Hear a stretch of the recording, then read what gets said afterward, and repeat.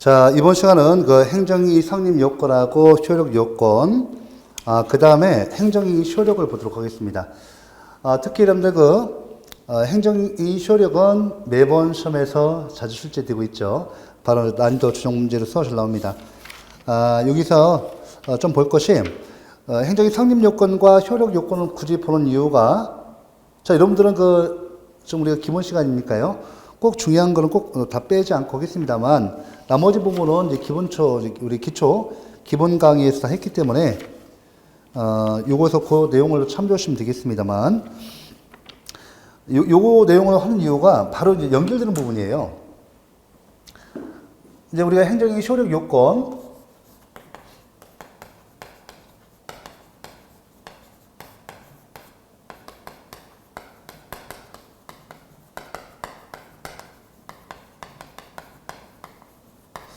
자, 우리가 이제 보시면 행정행위를 행정청이 하죠.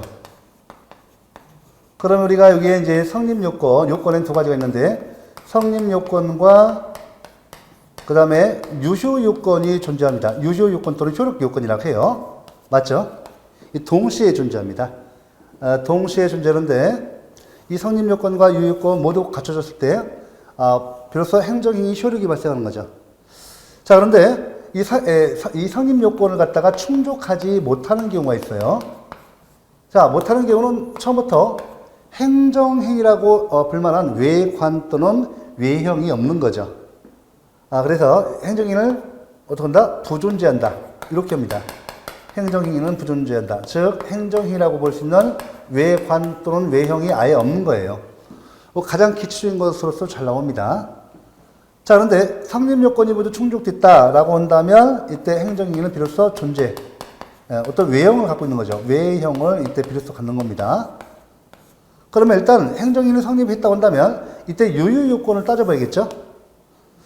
사실은 이 성립 요건이 따로 있고 유효 요건이 이렇게 분리된 것은 아니고 동시에 존재합니다. 그러니까 성립 요건은 주체, 내용, 형식, 절차상의 요건이 있고, 마찬가지로 유효 요건도 주체, 내용, 형식, 절차상의 요건이 있어요. 이때 유효 요건에 있어서 이것이 충족되지 못했다. 자, 이 충족되면 행정행위는 유효하죠. 효력이 발생합니다. 효력이 발생해서 유효하죠. 하지만 행정행위 유효 요건을 충족하지 못하면 어때요? 행정행위는. 자, 즉 유효 요건에 행정행위 유효 요건에 하자가 있다. 흠이 있다. 이렇게 하면 행정행위에 하자가 있다고 합니다. 보통 행정행위 하자, 흠하면 이 유효요건과 관련돼서 얘기합니다. 일반적으로. 자, 그러면 이 하자 흠이 있는데, 이 하자 흠이 있으면 이때 그 하자에 대해서 중대 명백설이 현재 통설 판례예요. 통설 판례입니다. 통설 판례. 맞죠? 예. 그러면 이때요. 중대하고, 이거 여러분들 국어 배우셨죠? 자, 중대하고 명백한 하자이면 이건 무효예요, 무효. 만약에 중대하거나 명백한 하자, 이렇게 하면 이 둘 중에 하나면 이때, 그죠? 이때 취소가 되는 거예요. 이거 중대하고 명백한 하자 할 때는 무효고, 이게 엔드일 때. 만약 5월 때 중대는 하자가 있거나 명백한 하자가 있으면 이때 취소가 됩니다. 자, 그죠? 이게 바로 뭡니까? 위법의 정도. 자, 위법의 정도에서 위법. 자, 행정행위에 하자가 있다면 이 행정행위를 위법으로 만들고, 그 위법의 정도가 이렇게 중대하고 명백한 하자면 무효고, 중대하거나 명백한 하자이면 취소가 됩니다. 지금요, 이 중대 명백설은요, 이 무효의 범위를 가장 좁게 보는 학설이에요. 그래서 거의 다 취소가 됩니다. 이게 원칙이에요. 그 다음에 다른 행위에서는 이 취소가 인정되지 않습니다. 예를 들면 공법상 계약, 행정입법 등의 하자가 있으면 공정력이 인정되지 않아서 다 하자가 있으면 무효가 돼요. 하자가 없으면 유효. 하자가 없으면 유효, 하자가 있으면 무효가 됩니다. 행정행위에서만 이 공정력이 인정돼서 이렇게 취소가 되는 거예요. 요 뒤에서 이제 요거와 관련돼서 배웁니다. 이렇게 간단히 받아주셔야 돼요. 그 다음에 한 가지 이제 그 일반 이론으로서 행정행위 하자론에 대해서 우리 실정법에 있어 없어? 우리 실정법에, 행정절차법에 이 하자를 규율하는 법이 있어 없어요? 없어요. 없습니다. 없어서 이렇게 학설과 판례에 맡겨져 있다는 거, 요거까지 알아두셔야 돼요. 됐죠? 자, 간단히 끝내고. 그래서 여러분들 지금부터 이제 뭐 뒤에 보면 행정행위 효력 소멸사유로서 무효 취소 나와요. 무효, 취소, 철회. 맞죠? 취소. 무효 취소, 철회, 실효 나옵니다. 요거 다 근간이고 행정행위 효력도 이 취소할 수 있는 효력에서만 인정돼요. 취소할 수 있는 행정에서만 공정력, 구속요건적 효력, 이런 그죠? 존속력으로서 불가정력과 불가변력이 인정된다. 이런 거죠. 자, 이렇게 간단히 봐주셔야 돼요. 이건 우리가 이제 기초 이론에서도 했던 거 다시 한번 검토를 좀 해보야 하고요. 보셔야 합니다. 시험이 나올 것은 딱 정해져 있어요. 그래서 이건 책으로 정리하고 넘어가도록 하겠습니다. 다른 건 필요 없고, 여기서 이제 그 행정행위 성립요건, 내부적 성립요건과 외부적 성립요건이 있고, 행정행위 효력 발생 요건, 우리 유효요건, 효력요건과 관련돼서, 자, 행정행위 효력 발생 요건에서, 두 번째, 유효요건 중에서 효력 발생 요건입니다. 의 보시고, 자, 양가리면 특정인에 대한 거, 수령을 요하는 행정행위. 자, 요거하고, 불특정 다수인에 대한 경우, 수령을 요하지 않는 행정행위를 보셔야 합니다. 여기 그 특정인에 대한 경우, 수령을 요하는 행위 보시면, 자, 여기 개설에서 디귿 보면 보세요. 행정행위를 상대방에게 표시하는 원칙적인 방법은 뭐죠? 통지이며, 즉 고지이며, 예외적으로 공건한 방법이 있습니다. 상대방이 특정인일 때. 자, 우리가 준 법률 행위적 행정행위에서 확인, 공중, 통지 3를 배우셨죠? 확인, 공중, 통지 3를 배웠습니다. 예, 통지. 예, 요 통지예요. 자, 원칙 보세요. 자, 여러분들 상대방이 특정인이에요.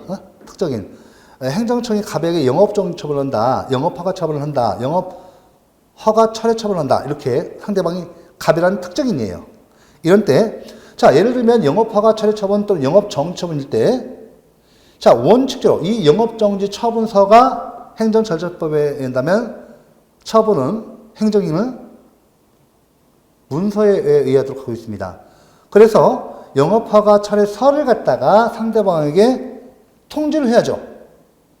이 상대방의 통지인데 이 영업허가 통지서가 상대방에게 도달했을 때 영업정지 효력이 발생한다는 거예요. 자, 그러면 원칙으로 도달주의죠. 영업허가 처분서가 상대방에게 도달했는데 도달이 언제 있는가 봐볼까요? 이게 중요합니다. 자, 첫 번째 점 보시면 송달은 다른 법령 등의 특별한 규정이 있는 경우를 제외하고는 송달받을 자에게 도달됨으로써 그 효력이 발생한다. 행정절차법 제15조랑 행정절차법은 도달주의를 취하고 있어요. 중요합니다. 그 도달이 뭐냐? 이게 중요한데, 즉 상대방이 행정행위를 수령할 수 있는 경우 그 행정행위는 상대방에게 통지되어 도달되었을 때 효력이 발생한다. 도달 시점 중요하죠. 이거 중요해요. 도달이란 상대방이 객관적으로 유지할 수 있는 상태에 두는 것을 말하며, 자, 상대방이 현실적으로 그 서면을 수령하여 유지할 것을 요하지 않는다. 다른 거 필요 없고 이거예요. 여러분들 행정청이 가백에요. 청소년에게 주류 판매한 사실이 적발돼서 영업허가 철회 처분한다. 영업정지 처분한다. 예를 들면 3월이 영업정지 처분을 한다. 라고 했을 때 이 영업허가 3월이 영업정지 처분서가 상대방에게 도달했을 때, 있을 때 그 영업정지 처분 효력이 발생하죠. 도달된 시점으로부터 3개월 동안 영업 무효입니다. 그러면 그 도달이라는 것이 여기 보시면 상대방이 객관적으로 유지할 수 있는 상태에 두는 것. 예를 들면 우편으로 볼게요. 자, 행정청이 우편으로 보냅니다. 그죠? 행정청이 우편으로 보내요. 그러면 일단 행정청에서 우체통에 넣겠죠. 우체통에 넣었을 때 그 효력이 발생한다는 것이 발신주의예요. 영업정지 처분 이 효력, 3개월이 영업정지 처분의 효력이 행정청이 딱, 그죠? 영업정지 처분서를 갖다가 우체통에 딱 투입했을 때, 자, 발신주의. 자, 그 다음에요. 이걸 우리 집배원 아저씨가 갖고서, 그죠? 어디로 가요? 배달 가죠? 배달 가는데, 배달 가서, 이때 갑이 주소지에 가서 우체통에 딱 집어넣죠? 우체통에 딱 집어넣죠? 우체통에 딱 이 3개월이 영업정지 처분서가 딱 우편함에 꽂혔을 때 그 도달이 있다고 봐요. 즉, 객관적으로 상대방이 요지할 수 있는 상태. 자, 그러면 자기가 직접 우편함에 꽂혀 있으면 자기가 언제든지 갖다 볼 수 있어요. 또 가족 일원들이, 이런 중요한 행정관서에서 왔어요. 그죠? 자기 아빠한테 또 엄마한테 갖다 줄 수 있죠? 그래서 그 내용을 개봉해서 그 내용을 이렇게 아는 것이 중요하지 않고, 객관적으로 요지할 수 있는 상태. 즉, 객관적으로 그 내용을 인식할 수 있는 상태에 있으면 도달이 있는 거예요. 그게 맞아요. 아니, 그러면 이게 도달주의죠? 그 다음에 도달주의 다음에 요지주의야. 우체통에 딱 꽂혀있다 하더라도 상대방이 개봉해서 그 내용을 알았을 때 영업정지 효력이 발생한다.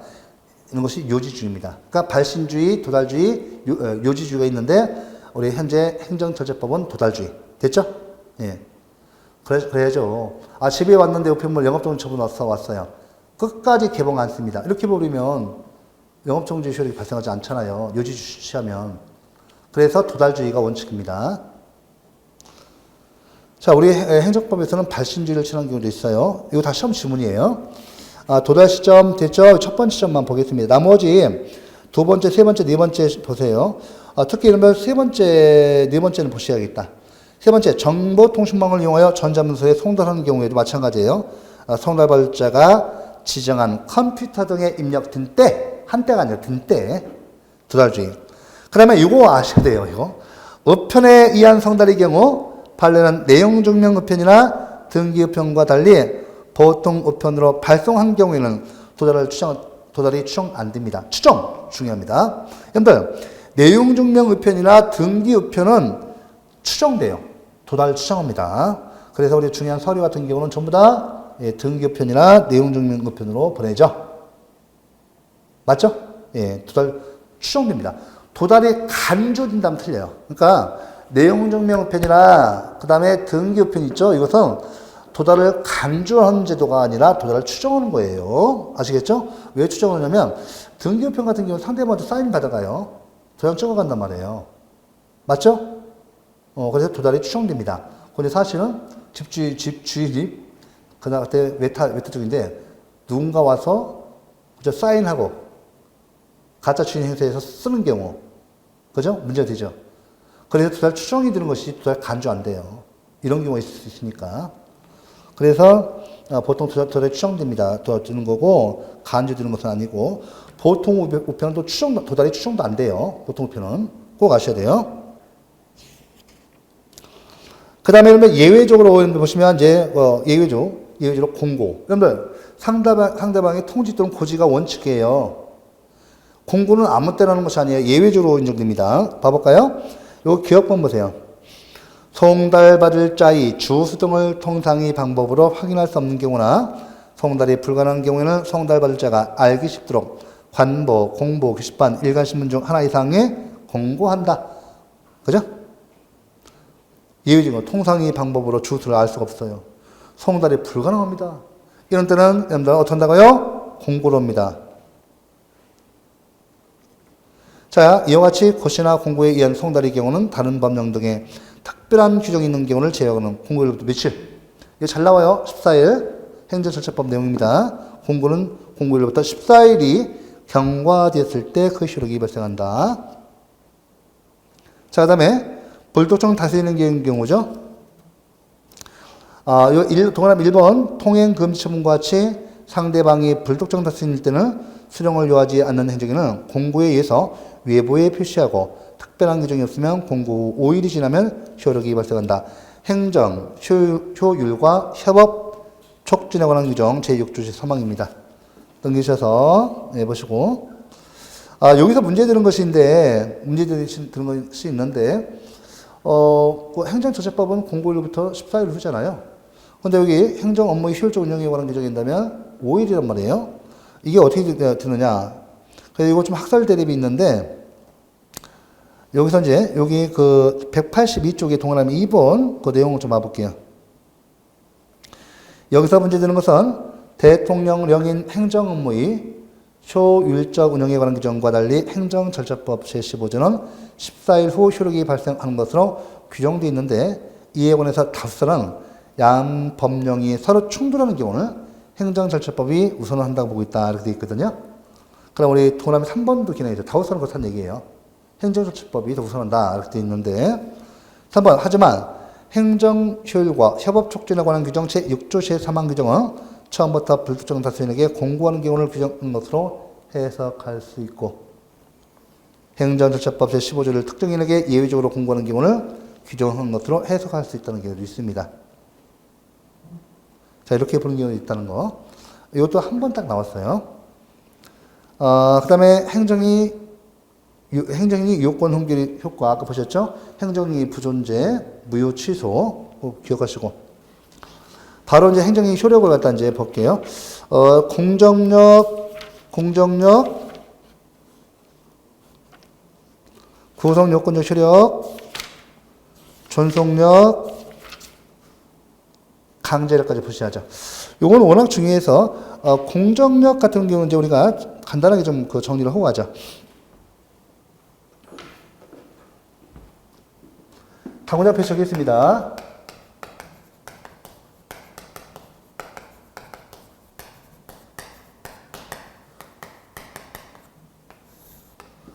자, 이 행정행위의 효력은 이런 거 꼭 아셔야 돼요.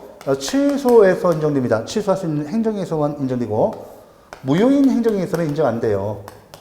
꼭 기본적으로 아셔야 돼요. 아시고, 행정행위 효력 보시면 맨 처음에 내용상 구속력이 있어요.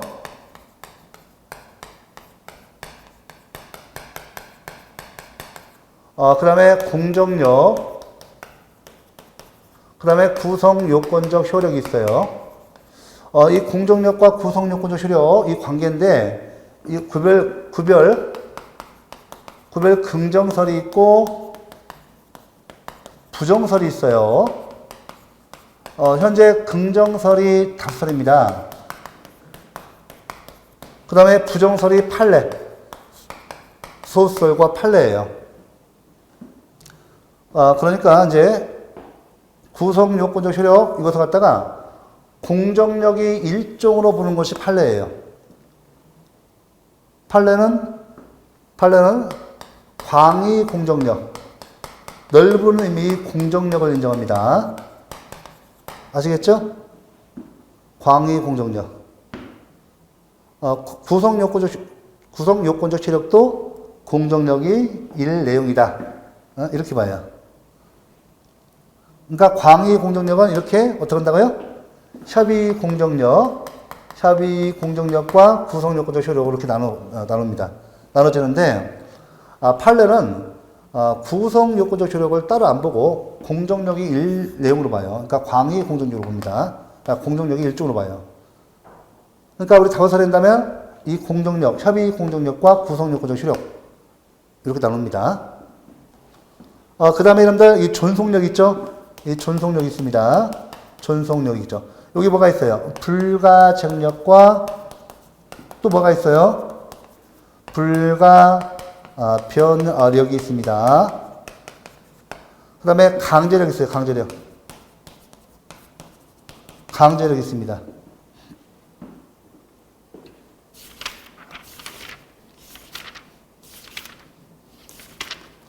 됐죠? 이 강제력은 다시 한번 뭐가 있어요? 자력 집행력이 있죠? 그 다음에 행정 제재력이 있습니다. 이 두 가지가 있어요. 처음에 이쪽에 여러분들 어려워하시는 부분이어서 다시 이렇게 다 써봤습니다. 용어를. 그러면 다이렉트로 빨리 가볼게요. 다른 건 필요 없어요. 다른 건 필요 없고, 그 내용을 여러분 쭉 있는데, 중요한 사항만 쭉 하도록 하죠. 혹시 여러분들 요거까지만 알아주셔야 돼요. 공정력과 선결 문제 들어보셨죠? 많이. 사실 여러분들 그 선결 문제와 관계됐을 때 선결 문제와 관련돼서 사실은 여러분들 구성 요건적 효력과 관련해서 이 선결 문제를 논의하는 거. 그러니까 이 선결 문제를 갖다가요, 논하는 거. 이 선결 문제는 다시 한번 거꾸로 볼까요? 구성 요건적 효력과 관련해서 논의하는 것이 더 논리적이다. 이거 맞아요. 이거 시험 지문 나왔습니다. 이거 해놓고 바로 그냥 가죠. 먼저 이런 내용상 구속력을 조금 내용 보면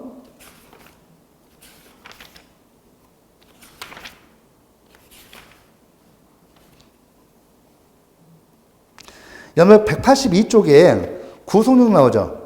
그 내용상 구속력 그런데 이걸 제가 이렇게 써놨죠. 보통 구속력이라고 하는데 이것은 시험 나올 건 이거밖에 없어요. 적용 범위에서 구속력은 적법하게 야간가로 2번 적용 범위 봐보세요. 구속력은 적법하게 성립한 모든 행정행위에 당연히 인정되는 실제법적 효력으로서 절제법은 틀려요. 실제법적 효력으로서 가장 기본이 되는 행위입니다. 이것만 처음 나와요. 나머지 구체적 예를 보시고 공정력에서 보셔야죠. 예. 자, 공정력에서 의의는 우리가 기초 개념을 다 봤으니까요. 그럼 우리 공정력을 하나씩 또 보도록 하죠. 요 토대에서 우리가 공정력 볼게요.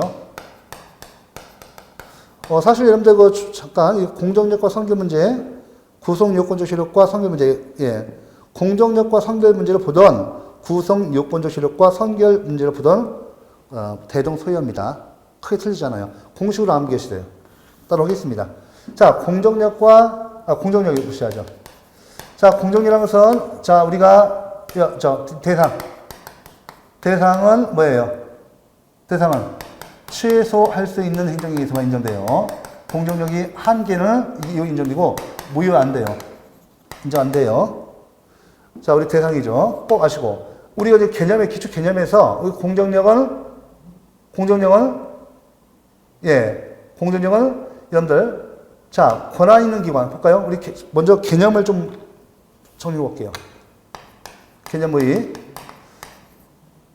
자, 취소할 수 있는 행정에 있어서, 그죠? 권한 있는 기관이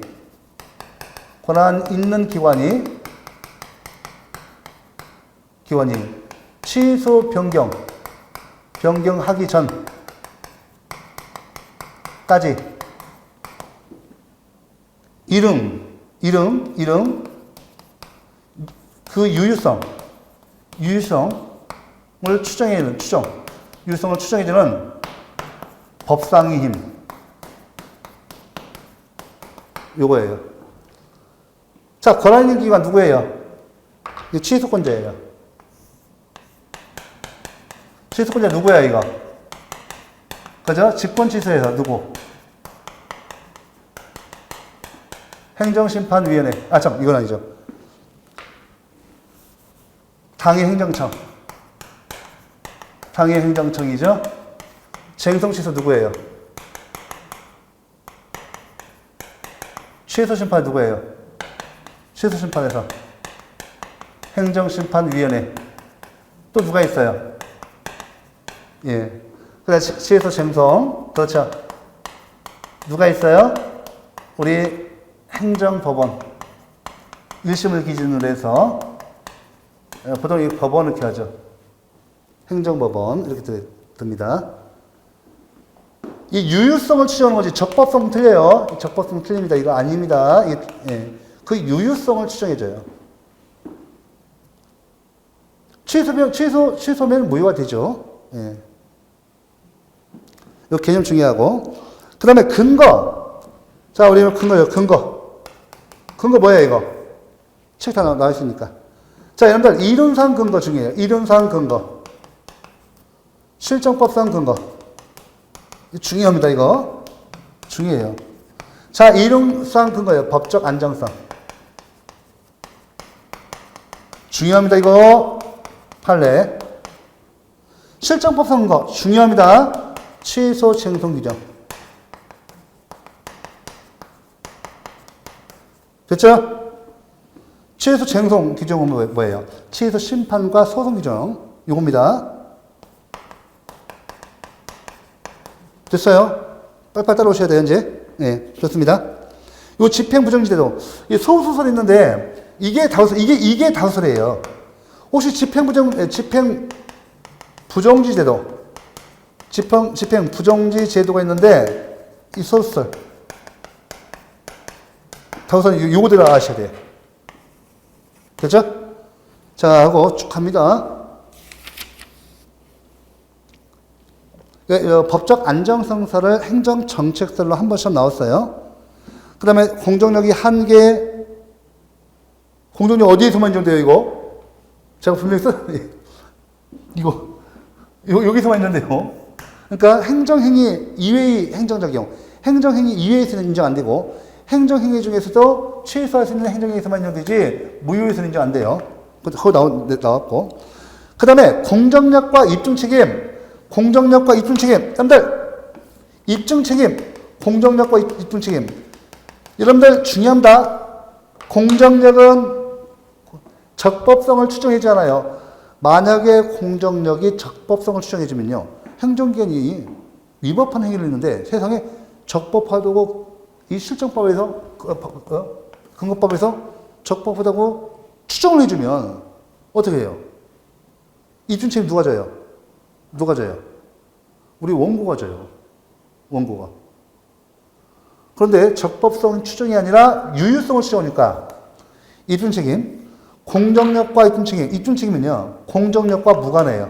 왜? 공정력은 적법성을 추정을 해주면 입증책임과 관련이 있는데 유효성을 추정하니까 공정력과 무관. 입증책임은 공정력과 무관해요. 됐죠? 입증책임 무관설. 이것이 통설 판례예요. 됐죠?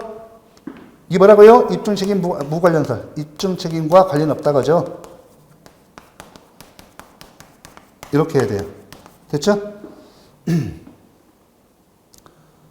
그러니까 지금 보시면 입증책임과 관련돼서는 공정력과 무관해서 통설 판례한다면 그죠? 입증책임 분배설, 그죠? 일반적인 입증책임에 관한 이론에 의해서 입증책임 분배설. 즉, 원고와 피고는 각각이 자기에게 유리한 모든 사실을 입증해야 돼. 원고와 피고. 행정청은 나의 이 처분이 적법함을 입증해야 하고, 상대방은, 우리 국민들은, 이 행정청의 처분이 위법함을 입증해야 돼요. 그러니까 입증책임과는 공정력과 입증책임과는 무관하다. 입증책임 무관설이 현재 통설 판례예요. 통판. 됐고. 그래서 일반적으로 입증책임에 관한 일반 이론에 의해서 입증책임 분배설 또는 다른 말로 법률요건 분류설에 따라서 각 원고와 피고는 각각이 자기에게 유리한 모든 사실을 입증해야 한다. 이겁니다. 됐어요? 이렇게 했고, 공정력과 입증책임도 있고, 그 다음에 이런 선결 문제는 구성요건적 효력과 관련해서 논의하는 것이 더 논리적이어서 제가 일부러 이렇게 붙여놨어요. 그 내용은 대동소이합니다. 구성요건적 효력을 보도록 하죠. 여러분 의의를 보셨고, 이론적 근거. 자, 구성요건적 효력 봐볼까요? 자, 이번 두 번째는 공정력 보셨죠? 요 내용을 한번 책을 통해서 다시 정리하시고, 이번에는 구성요건적 효력을 봐볼게요. 자, 사실 판례는 구성요건적 효력이라는 개념을 인정하지 않고 그냥 공정력이 내용으로 보고 있습니다. 그래서 이 내용을 좀 책을 통해서 정리해 볼게요. 지금 여러분들 이론적 근거, 실정법적 근거가 있죠? 이거 보시면 구성요건적 효력에서 양가를 3번 봐보세요. 자, 공정력과의 구별 기준 나오죠? 공정력 개념 보세요. 취소 사유에 해당하는 하자에 있는 행정이라도 상대방 또는 이해관계에는 권한 있는 기관에서 취소되기까지는 그 효력을 부인할 수 없는 효력. 구성요건적 효력. 하자에 있는 행정이라도 모든 국가기관은 행정의 내용과 유효성을 존중하여 스스로 판단의 기초로 삼아야 한다는 효력. 범위 보세요. 공정력은 상대방 또는 이해관계에 대한 구속력이죠. 구속요건적 효력은 처분청 이외의 모든 국가기관에 대한 구속력. 이론적 근거. 공정력은 법적 안정성. 자, 오른쪽 구성요건 조치력은 국가 상호 간의 권한 존중, 권력 분립의 원리. 네, 이렇게 해야 돼요. 자, 실정법적 근거. 공정력은 직접적 규정은 없어요. 없으나 취소 소송에 관한 규정, 쟁송 기간에 관한 규정에서 근거를 친다. 우리 타우선. 그죠? 취소, 쟁송에 관한 규정이 실정법적 근거로 보고 있습니다. 공정력이 실정법적 근거. 구성 요건 조치력 실정법적 근거 보세요. 직접적인 근거 규정은 없으나 권한 분배와 권력 분립 원리에서 그 근거를 찾음. 권한 분배와 이거 뭐예요? 행정기관은 각각의 행정기관에게 권한이 분배되어 있죠. 행정조직법에 의해서. 어떻게 해요? 헌법과 정보조직법이 행정조직법이에요. 이것에 의해서 정보조직법, 우리 헌법과 정보조직법에 가보면 행정기관은 권한이 분배되어 있어요. 함부로 다른 행정기관의 권한을 침해하면 안 됩니다. 그래서 행정기관 간 권한 존중 원칙. 또 헌법은, 그렇죠? 권력 분립을 해놓고 있죠? 입법권, 사법권, 입법권, 행정권, 사법권 나눠있죠. 그래서 행정권의 행위에 대해서 입법권과 사법권이 함부로 이렇게 권한을 침해하면 안 됩니다. 자, 이렇게 있죠. 그래서 구성 요건적 효력의 이론적 근거 뭐라고 다시 한번 이론적으로 기관 간 권한 존중 원칙, 행정조직법, 정보조직법에 있습니다. 그 권한이 나눠져 있죠. 그 정보조직법에 의해서 일반적 이론으로 도출되는 원칙입니다. 실정법 증거 우리 상권 분립에서 그죠? 여기 권력 분립 이 두 가지가 이론적 근거, 실정법적 근거예요. 우리 헌법에 상권 분립 되어 있잖아요. 그러니까 그건 실정법적 근거가 되는 거고 이론적 근거는 정보조직법 우리가 보면 행정조직법으로서 헌법과 정보조직법에 의해서 이론적으로 도출해내는 원리입니다. 그 다음에 한계 똑같아요. 무효에서 인정하는 데고 취소에서만. 그 다음에 구성 요건적 효력과 선결 문제는 공식화해서 암기를 하시고 응용 문제를 많이 풀어보셔야 돼요. 그러면 제가 여기 이제 구성 요건적 효력과 공정 효과의 고별 중요한데 사실 차이점이 여기 범위 구속하는 범위 상대방 또 이해관계 요거하고 이론적 근거에서만 차이가 있어요. 어떻게 보면 차이가 이것밖에 없기 때문에 구성 요건적 효력을 인정할 필요 없다고 보는 부정설이 있고 구별 부정설. 그러니까 구성 요건적 효력을 공정력이 일례으로 보는 학설이 있고 아니다. 이 봐라. 구속하는 범위가 또 이론적 근거가 다른데 다르게 봐야 한다 보는 공정력과 구성적 요건적 효력이 구별 긍정설이 있는 거예요. 별거 아니거든요. 아닙니다. 근데 제가 선결 문제 보기 전에 이걸 보고 갈게요. 왜냐하면 시험에서 잘 출제되는데 여러분들 이해를 해야 돼요. 여기 이제 행정청이 있어요. 행정청이 있는데 상대방 갑에게 자, 갑이 있고요. 자, 취소할 수 있는 행정인을 했습니다.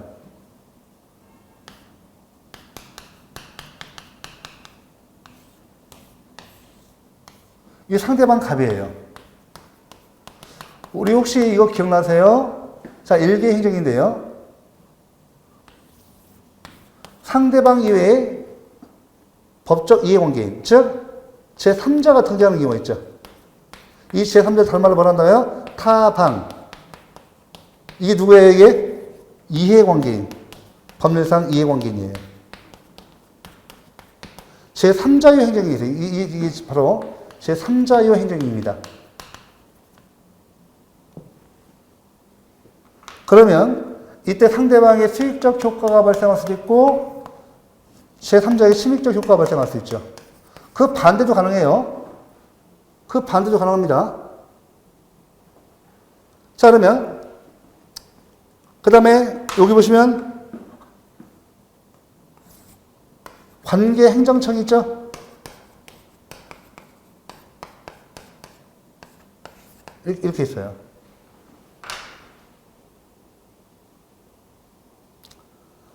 우리가 행정심판에서는 이거 갖다가 우리가 참관이라 하잖아요. 그런데 봐보세요. 공정력이라는 것은 이와 같이 상대방 또는 이해관계를 갖다가 구속하는 조력이에요. 공정력은 이와 같이 상대방 또는 이해관계인 타방, 즉 제3자, 이해관계를 구성하는 얘기다. 그죠? 구성요건적 효력은요. 구성요건적 효력은 이 처분청 또는 당해 행정청이 나죠. 이 당해 행정청 이외의 모든 국가 기관을 갖다가 구성하는 효력이에요. 오케이?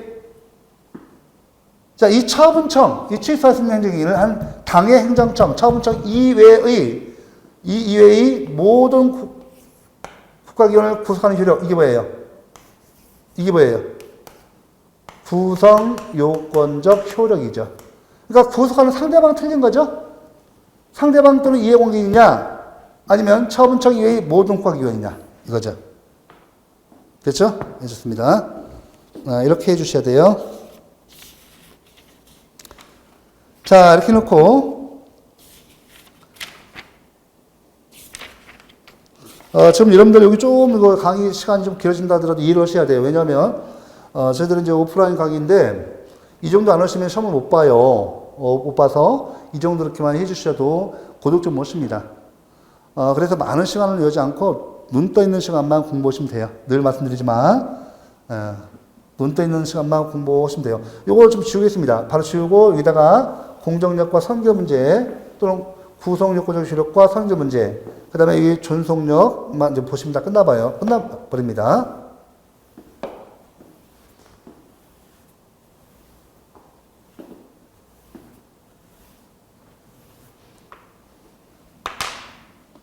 자, 우리는 당장 표시하고요. 요거는 이제 조금 난이도 있게 나오지만 쉬운 문제예요. 그래서 위에 공정력과 선결 문제,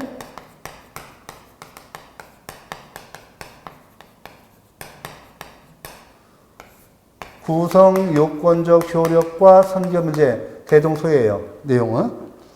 그러면 여러분들 이거 공식화해서 암기를 하셔야 하는데 어떻게 되냐면 여러분들 일단 보시면 행정청이 취소할 수 있는 행정기일을 했어요. 또 행정청이 무효인 행정기일을 했습니다. 무효인 행정기일을 했습니다. 이때요. 자, 여러분들.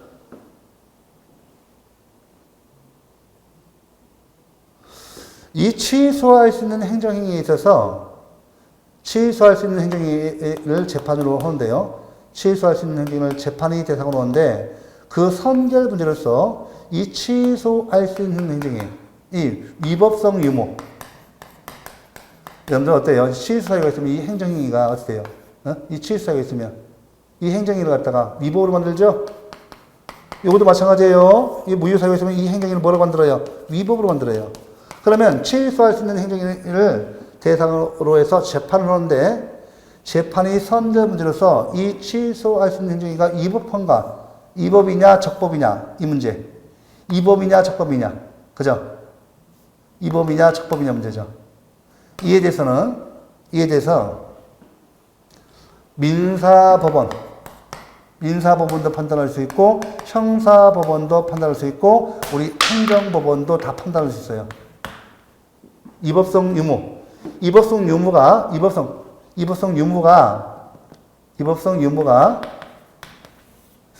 재판이 선결 문제가 됐을 때 민사법원은 이 취소할 수 있는 행정이 위법성 유무, 위법이냐 적법이냐에 대해서 민사법원도 형사법원도 행정법원도 선결 문제로서 판단할 수 있다. 어디에서 판단할까? 민사에서는 국가배상청구권. 공무원의 직무상 불법행위에 해당된다. 그래서 위법이야. 이렇게 할 수 있는 거예요. 아니야. 이거 공무원의 직무상이가 아니야. 이거 해당되지 않기 때문에 이것은 국가배상에서 행정상 손해배상에서 불법이 안 돼. 이렇게 하는 거. 형사, 행정법은 똑같아요. 그런데요, 여기에 공정력 보세요. 취소할 수 있는 행정이 유효성. 이 유무는요, 여기에 공정력 인정돼야 한대요.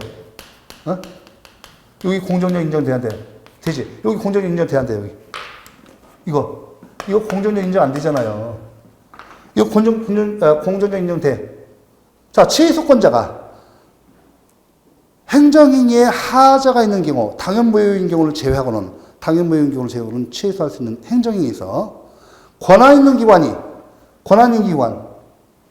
직권으로 취소하기 전까지, 이때 권한 있는 기관, 우리 행정심판, 쟁송유차.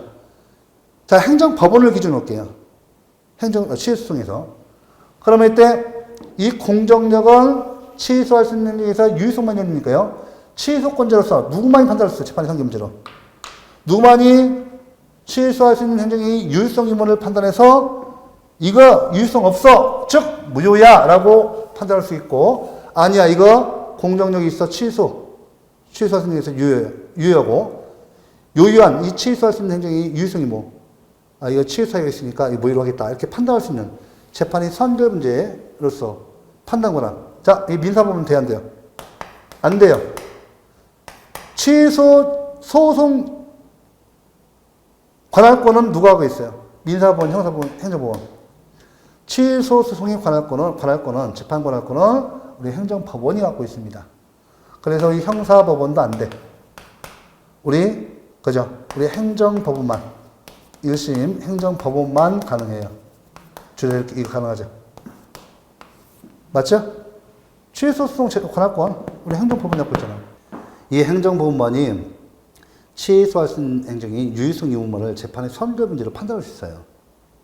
형사법원, 민사법원 판단 못해요. 그러니까 형사법원과 민사법원은 재판의 선결 문제로서 그 유효성 의무가 문제되면 바로 행정법원이 판결을 받아서 해야 돼요. 됐죠? 자, 무효행정이 봐보세요. 이 무효행정이 그 무효성 유무가 재판의 선결 문제가 돼요. 그 다음에 중요한 것이, 자, 무효성 유무죠. 이거 그러면 위법성 유무부터 해야겠다. 맞춰서 해야겠죠? 예. 자, 이렇게 그죠? 여기 보시면 위법성 유무죠. 유무에 대해서. 그죠? 그 다음에 무효성 유무입니다. 이렇게 해서 위법성 유무죠? 예, 위법성 유무. 요 공정력에 미쳐야 안 미쳐요? 공정력 미치지 않습니다. 공정력 인정 안 돼요. 그래서 이것은 위법성 유무는 마찬가지로 민사법원도, 형사법원도, 행정법원도 모두 판단 가능해요. 자, 무효성 유무가 재판이 선결문제였을 때 우리 이 공정력 미쳐야 안 미쳐요? 이 공정력 미치지 않죠. 이거 공정력 미치지 않습니다. 그래서 어떻게 돼요? 요거 민사법원도, 형사법원도, 행정법원도 다 판단할 수 있다는 거죠. 재판의 선결문제로서 판단해서 재판할 수 있습니다. 요 내용이 별거 아니에요. 그래서 우리 요것만 유심히 그 조문을 조심하셔야 돼요. 이거 조문이 아니라 지문을 조심해야 합니다. 이것만 기억하시면 돼요. 나머지 다 판단할 수 있어요. 요거 써놓고 취소할 수 있는 행정의 유효성 의무, 민사법원이 판단할 수 있느냐? 판단할 수 있다 하면 틀린 지문. 형사법원이 판단할 수 있느냐? 틀린 지문. 행정법원이 판단할 수 없다면 틀린 지문. 행정법원만이 판단할 수 있습니다.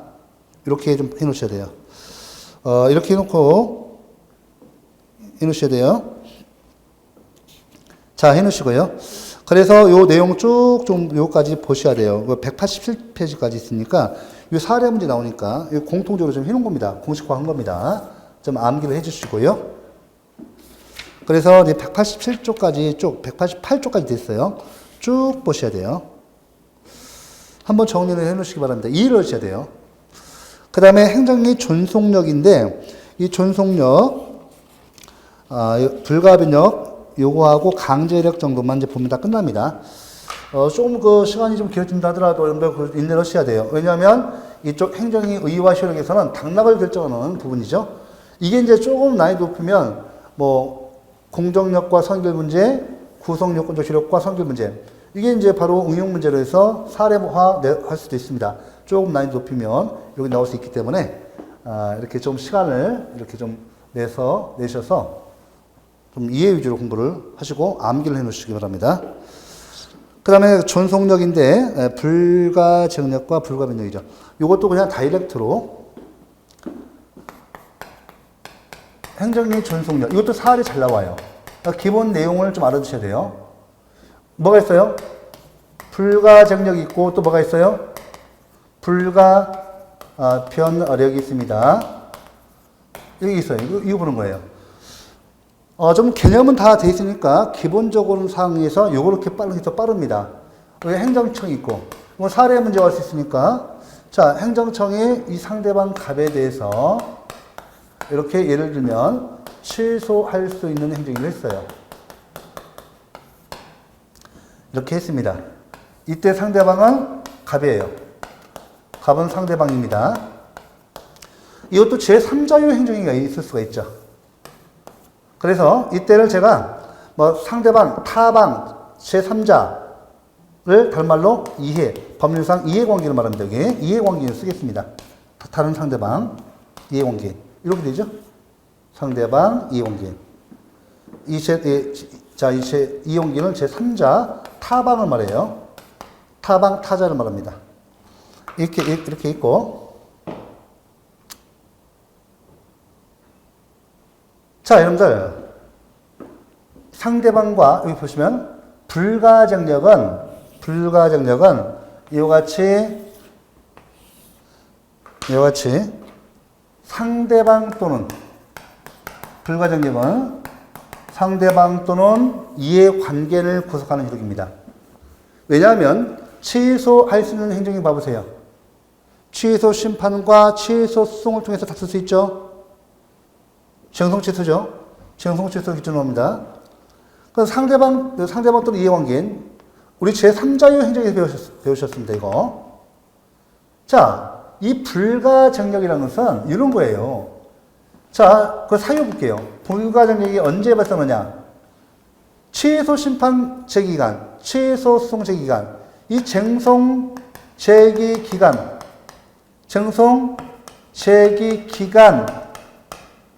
이 경과에 따른지 상소 제기 기간 경과 시 쟁송 제기 기간 상소 제기 기간 이 기간이죠. 제기 기간 제기 기간이죠. 여기 이 경과 시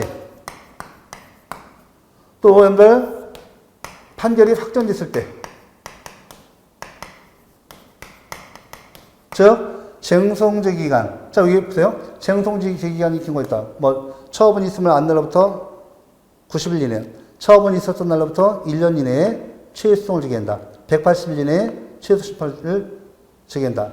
이 쟁송제기기간이 경과했던지, 또 상소제기기간 경과로 인해서 판결이 확정시 됐을 때, 이때 불가정력, 즉 행정심판이나 행정소송을 통해서 다툴 수 없는 효력이 불가정력이에요.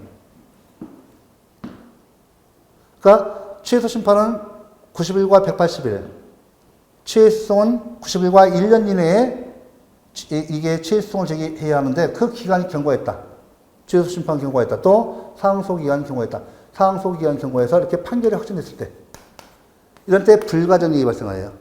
더 이상 다툴 수 없는 효력이죠. 이것은 법적 안정성을 위해서 인정됩니다. 법적 안정성을 위해서. 무한히 주장할 수 있으면 안 되잖아요. 행정청이 비록 위법한 행위를 했다 하더라도 이걸 무한히 주장하면 문제가 되죠. 법적 안정성을 크게 침해할 수가 있습니다. 자, 그런데요. 이번에는 행정청이에요. 행정청이 이 상대방에게요. 일정한 취소할 수 있는 행정을 했는데, 이게 뭐냐면 이 행위가 준사법행위예요. 이 준사법행위에, 자, 우리 예를 들면 행정심판이 재결이 있죠. 우리가 준법률행위적 행정에서 확인행위 있죠. 준사법행위, 확인행위. 준법률행위적 행정에서 확인행위. 준사법행위나 확인행위. 확인행위 준사법행위예요. 여기에 어떤 효력이 발생한다고 했죠? 아하, 불가변력이 발생한다고 배웠습니다. 불가변력이 이렇게 발생한다. 됐죠? 이게 무슨 이거예요? 우리 행정청은요, 법치 행정이 원리에서 이렇게 위법한 행위를 하게 되면요. 당연히 직권 취소권이 있어요. 직권으로 취소 변경할 수가 있어요. 그 위법성을 제기해서 적법한 행위로 환원시킬 수 있는 권한이 있습니다. 자, 그런데 행정행위 중 일부 행위에 행위 중 일부 행위는요. 일부 행위. 이게 뭐예요, 이게? 준사법행위 또는 확인행위. 이런 행위는 뭐가 발생한다고요? 불가변력이 발생한다. 함부로 행정기관이 자기가 행한 위법한 취소할 수 있는 행정이라 하더라도 법적 안정성을 위해서 함부로 취소 변경만 안 된다. 이게 무슨 소리예요? 아니, 직권으로 함부로 취소 변경하면 안 돼요. 법적 안정성을 위해서. 그래서 불가변력이에요. 행정행위 중 일부 행위에 인정됩니다. 알았죠? 이런 행위. 그 다음에 불가변력은 또 어디에서 인정되느냐? 요거는 무효인 행정행위를 제외한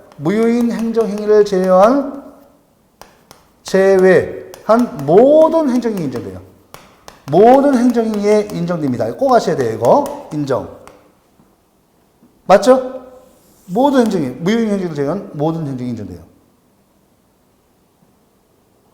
그 다음에 이거, 우리, 정통제기가 어디에 정해져 있어요? 실정법에 정해져 있죠. 어디에?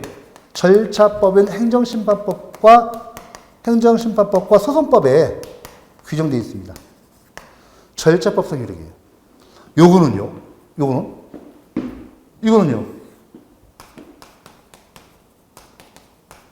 실체법상 효력이에요. 됐죠? 자, 그러면 이 불가정령은 절차법상 효력이고요. 불가변형은 실체법상 효력이에요. 그래서 이것은 전혀 다른 각각이 독립한 행위예요. 각각 독립한 행위면 꼭 기억하셔야 합니다. 독립한 효력. 각각 독립한 효력이에요. 꼭 기억하셔야 돼요. 독립효력이다. 그래서 여러분들 이 가백에 불가정이 발생했어. 더 이상 취소심판이나 취소송을 통해서 다툴 수가 없어요. 불가정이 발생했다고 합시다. 여기 취소했으니. 그렇다면 행정청은 이것이 불가변력이 아니란 직권으로 취소 변경할 수 있습니다. 알았죠? 전혀 별개의 효력이에요. 근데 행정심판이 재결 등은요. 이게 바로요. 이게 바로 불가변력이 발생하는 행위야. 이때 불가변력이 발생하지 않는 한 상대방은요. 내가 행정심판 청구했다가 제가 패소 제기를 받았어요. 그럼 어떻게 해요? 여기는 행정청은 더 이상 이 행정심판을 갖다 취소 변경할 수 없습니다. 이때 내가 취소심판 기간 내에 취소소송 제기 기간 내에 내가 바로 취소심판이나 취소소송을 제기할 수 있죠. 불가정력이 발생하지 않는 이것이 각각이 독립한 행위다. 꼭 기억하셔야 돼요. 이거 다 했네요. 그죠? 다 했죠? 그래서 요거 여러분들 여기 그래서 여기 저 불가정력 다른 말로 이렇게 형식적 존속력이라고 해요. 이렇게 시험에서 최근에 출제되기도 합니다. 이건 실질적 존속력 이렇게 얘기도 합니다. 이렇게 정리를 하시면 되겠습니다. 네. 됐죠, 이렇게? 이렇게 해서 좀 봐두시고 쭉 보셔야 돼요. 자, 여기까지 해서 대략적으로 제가 한번 다 끝났어요. 존속력하고 또 존속력, 불가정력과 불가변력의 차이점. 그러니까 불가정력은 상대방 또는 이해관계를 구성하는 효력이고 불가변력은 당의 행정청을 구성하는 효력입니다. 그러니까 직권으로 취소 변경할 수 없는 효력이 자기가 취소할 수 있는 행정을 해놓고 마음대로 취소 변경 못해요. 왜요? 법적 안정성을 위해서. 그러니까 일부 행위에만 인정돼요. 어디에? 준사법행위나 확인행위 등에만. 그래서 우리가 준법률 행위죠. 행정행위 중 지난 시간에 우리가 준법률 행위적 행정행위 중에서 확인행위 있죠. 거기에 가보면 불가변력이 나오죠. 그 관련돼서 공부하셨습니다. 그렇게 이렇게 해서 꼭 보셔야 돼요. 여기까지 해놓고 강제력은 여러분들 우리가 요거 한 가지만 제가 해놓고 가겠습니다. 강제력은 거의 안 나오는데, 이 강제력은 뒤에서 행정의 실효성 확보 수단에서 행정상 강제 집행과 관련돼요.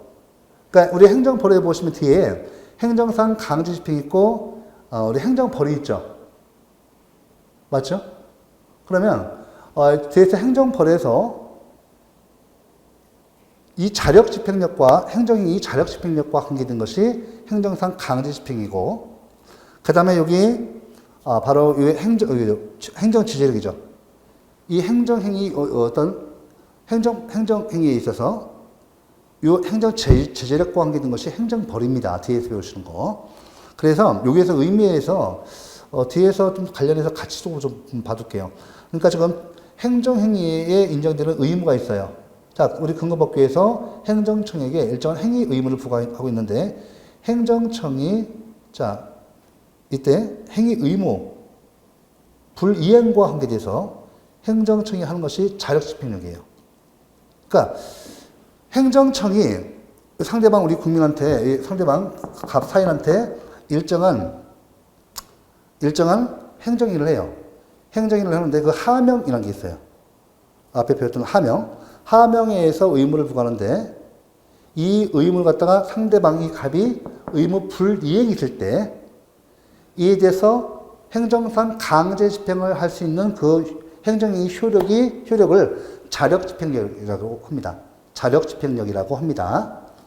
그 다음에요, 또 마찬가지로 근거법률에서 상대방에게 일정한 행정법상 의무를 부과했는데, 이 상대방이 의무 위반이 있게 돼요. 의무 위반이 있게 되면, 일단 물론 행정행위에서, 근거법률에서 행정행위에서 상대방에게 의무를 부과하죠. 이때 이 상대방에게 의무를 부과했는데, 상대방의 의무 불이행이 아니라 의무 위반이 있을 때, 이에 대해서 행정벌을 부과할 수 있는 이 효력을 이 행정행위에 인정하는 것은 행정지재력입니다. 그래서 뒤에서 행정상 강제 집행할 때 이걸 다시 같이 연관해서 제가 설명드릴게요. 딱 시험에서 이제 한 가지 출제되는 그 부분이 있습니다. 그래서 하명과 관련돼서 자력집행력과 관계돼서 시험에서 출제됩니다. 그럼 제가 결론만 해놓고 다시 한번 확인할게요. 행정상 강제 집행이 되기 위해서는 행정행위의 자력집행력이 인정돼야 돼요. 자력집행력이 인정되는데, 이것은 실정법에서 인정되는 효력에 불과하고, 행정행위 중 하명에만 자력집행력이 인정돼요. 하명에만 자력집행력이 인정되고, 이에 따라서 행정상 강제 집행이 주어집니다. 이런 효력들은 실정법에 의해서 인정되는 효력에 불과하다. 그래서 이 자력집행력이라든지 행정상 강제 집행을 할 수 있는 자력집행력이 이 행정행위 하명에 당연히 내재하는 효력이 아니라 실정법에 의해서 인정되는 효력에 불과하다. 이게 사실 시험에서 출제되는 부분이거든요. 그래서 뒤에서 제가 다시 행정상 강제 집행할 때 이 행정이 효력과 관련돼서 연관해서 다시 설명드릴 겁니다. 자, 이번 시간 수고 많으셨고, 다음에는 여러분들 행정이 하자를 보도록 하겠습니다. 수고하셨습니다.